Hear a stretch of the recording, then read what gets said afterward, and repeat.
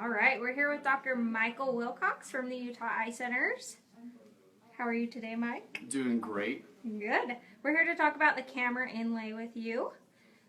We just want to know a little bit more about it and what it's like. Sure.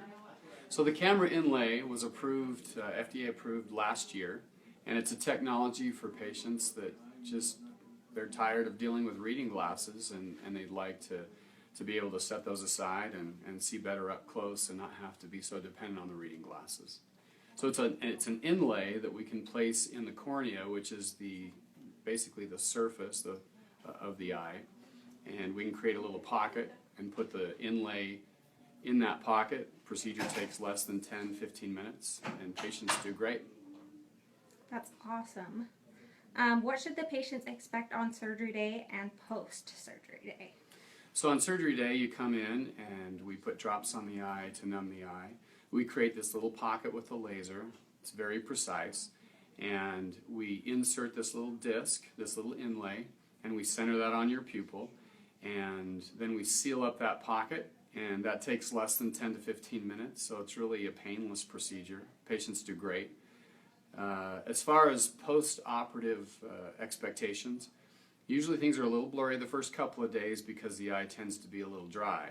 And over time, that dryness goes away and your near vision gets better and better. Within a couple weeks, patients notice better near vision. Certainly by 3 months, it's even better. And some patients have noticed continued improvement up to a year. So what has your experience been like doing a KAMRA Inlay? So we've been doing the inlay procedure now for about a year, and patients have done great. So we've even learned that some patients that may not have great long distance vision, we can do LASIK at the same time to sharpen up their long distance. We do that at the same time we do the inlay, and so we give patients better long distance vision as well as near vision. And our experience has been outstanding. How would you tell somebody if they are a good candidate or not?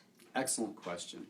So our goal always is to give better vision, so we don't really want to do procedures on people that aren't going to have a great result. So I'd say the number one reason we wouldn't do the inlay is if they have a cataract. Unfortunately, we have other great options for patients that have cataracts, options that can also restore your near vision. Number two reason a patient wouldn't be a good candidate is if they have significant dry eye syndrome. So if the eye's already really dry, sometimes it's not a good idea to make the eye even more dry by doing the inlay procedure.